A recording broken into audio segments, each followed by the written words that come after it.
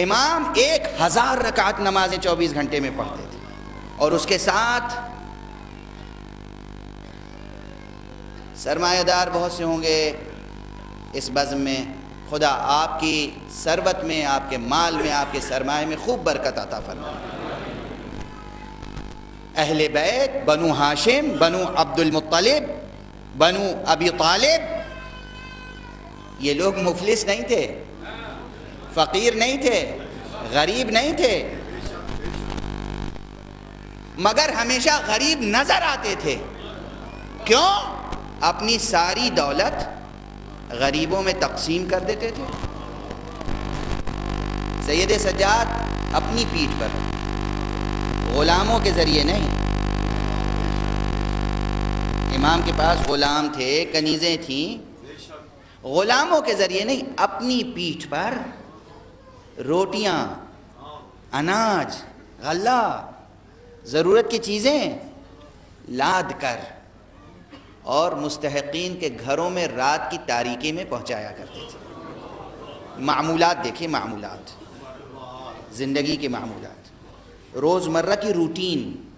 آپ کو دلچسپی ہوتی ہے نا، کسی بڑے ہیرو کے لیے یہ دلچسپی ہوتی ہے کہ اس کے شب و روز کیسے گزرتے ہیں، ہے نا؟ یہ بچے دنیا کے بڑے سے بڑے آدمی کے بارے میں دریافت کرتے ہیں کہ وہ کئی گھنٹے سوتا ہے، کیا کھاتا ہے، کیا پہنتا ہے، اس کی ہابی کیا ہے، اس کی دلچسپیاں کیا ہیں۔ اب آپ سنیے کہ آپ کے امام کی زندگی کیا ہے،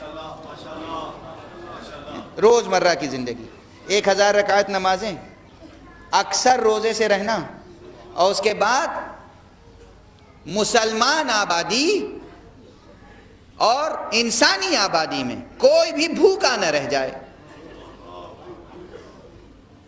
اس کی ضرورت پوری کرنا، اور اس کے بعد روزانہ مسجد نبوی میں، اہل بیت کی زندگی کا مرکز مسجد ہوا کرتی تھی۔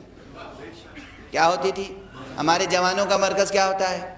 کہیں کوئی کلب چلا جاتا ہے، کہیں کوئی اور مرکز ہوتا ہے، کوئی اکیڈمی ہوتی ہے، کوئی انسٹیٹیوٹ ہوتا ہے، آپ کے اپنے اپنے مراکز ہوتے ہیں۔ اہل بیت کی زندگیوں کا مرکز مسجدیں ہوتی تھیں۔ مسجد میں کیسے ہی حالات کیوں نہ ہو، سید سجاد مسجد نبوی میں ضرور تشریف لاتے تھے، اور جب آتے تھے تو خلقت کا ہجوم ہوتا تھا۔ ہر شخص کہتا تھا فرزند رسول کچھ سکھا دیجئے، فرزند رسول کچھ بتا دیجئے، فرزند رسول کچھ موعظہ کیجئے، فرزند رسول یہ مسئلہ بتا دیجئے۔ سب کو مسائل بتاتے تھے۔ روزمرہ کا معمول تھا، کچھ دیر عبادتوں کے علاوہ، نماز کے علاوہ، تلاوت کے علاوہ، دعا کے علاوہ، کچھ دیر مسجد نبوی میں بیٹھ کر لوگوں کے مشکلات سننا اور اس کا جواب دینا۔ اس کے بعد دوسری نشست ہوتی تھی جس میں طالب علموں کو درس کہنا۔ یہ روزمرہ کی روٹین ہے۔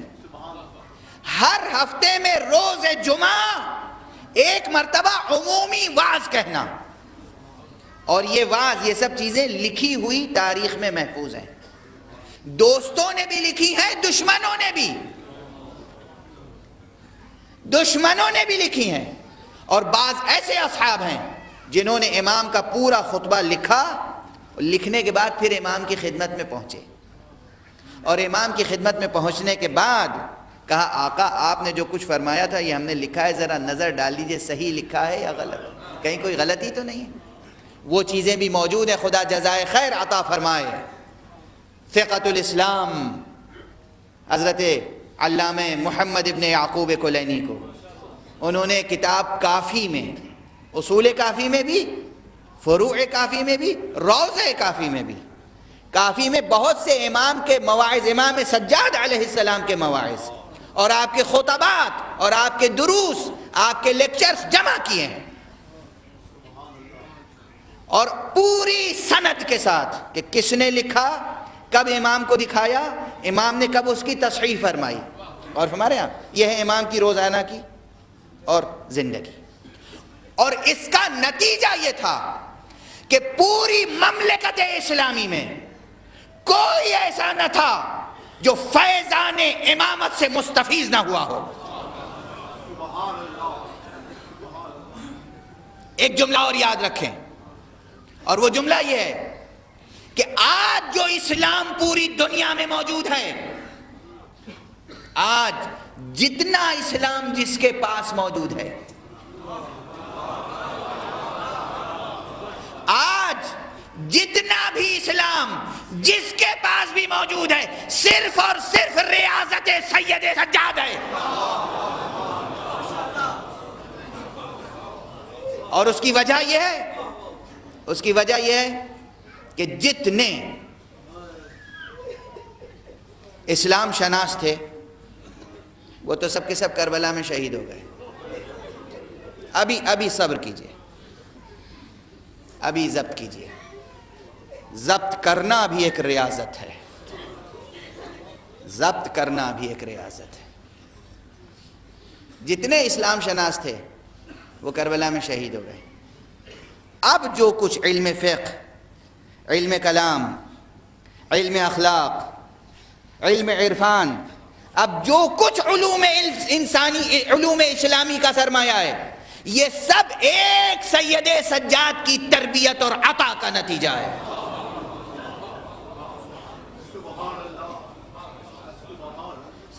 خدا آپ حضرات کی عمروں میں برکت عطا فرمائے، سرمایوں میں برکت عطا فرمائے کہ آپ سید سجاد کی یاد منا رہے ہیں۔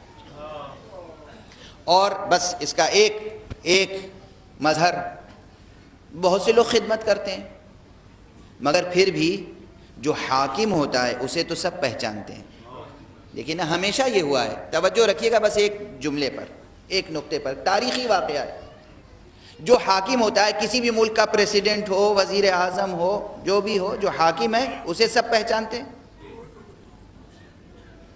لیکن کوئی کتنا ہی بڑا اسکالر ہو وہ اتنا نہیں پہچانا جاتا جتنا حاکم پہچانا جاتا ہے۔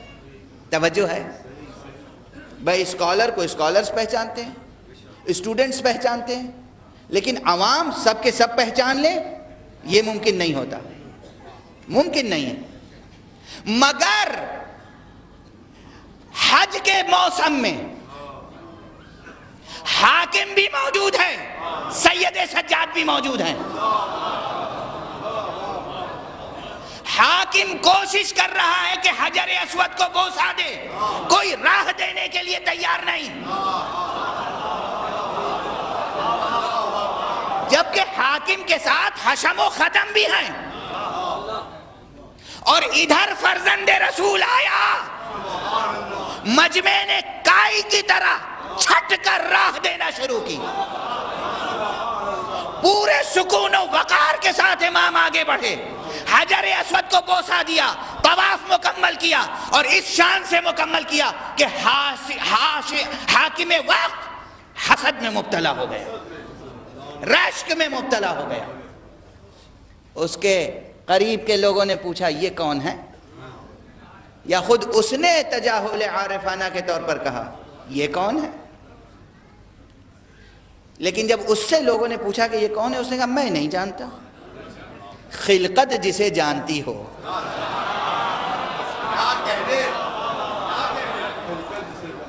اسے آپ نہیں جانتے۔ توجہ ہے، توجہ ہے۔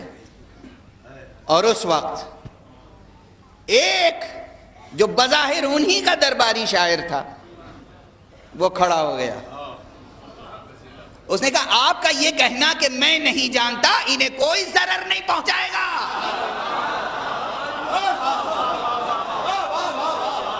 ذرا جرأت دیکھیں، یہ جملہ تاریخ میں محفوظ ہے۔ آپ کا یہ کہنا کہ انہیں میں نہیں جانتا انہیں کوئی ضرر نہیں پہنچائے گا۔ جملہ اتنا ہی ہے مگر پیغام پورا ہے، یعنی انہیں نہ پہچاننا تجھے ضرر پہنچائے گا۔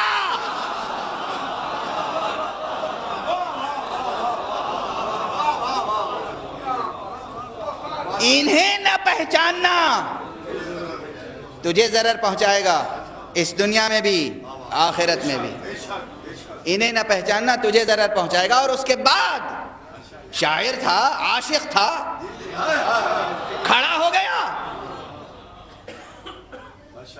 یا سائلی این حل الجود والکرم عندی بیان اذا طلابه قدموا هذا الذي تعرف البطحاء وطأته والبيت يعرفه والحل والحرم. قصیدہ برجستہ شروع ہو گیا. ارے او پوچھنے والے کہ جود و سخا کا محل کہاں پر ہے، آجا میرے پاس بیان موجود ہے کہ کہاں وجود ہے جود و سخا کا. اور یہ ذات وَهَذَا الَّذِي تَعْرِفُ الْبَطْحَاءُ وَطْأَتَهُ تَعْرِفُ الْبَطْحَاءُ وَطْأَتَهُ، یہ وہ ہے جس کے نقش قدم کو زمین بطحا پہچانتی ہے.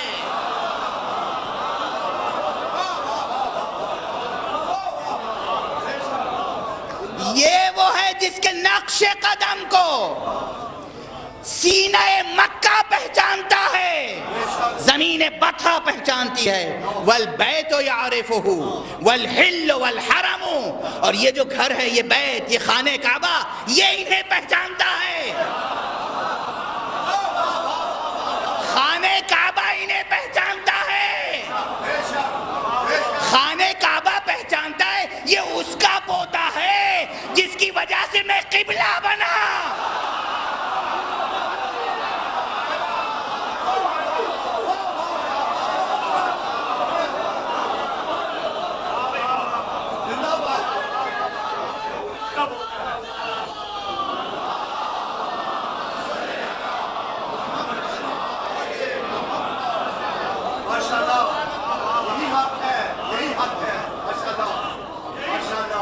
سیرت سچی یہ خلقت کیوں پہچانتی تھی؟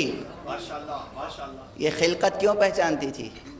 اس لیے پہچانتی تھی کہ جو معمولات زندگی تھے سید سجاد کے، جو معمولات زندگی تھے، ہر ایک کی خبر گیری کرنا،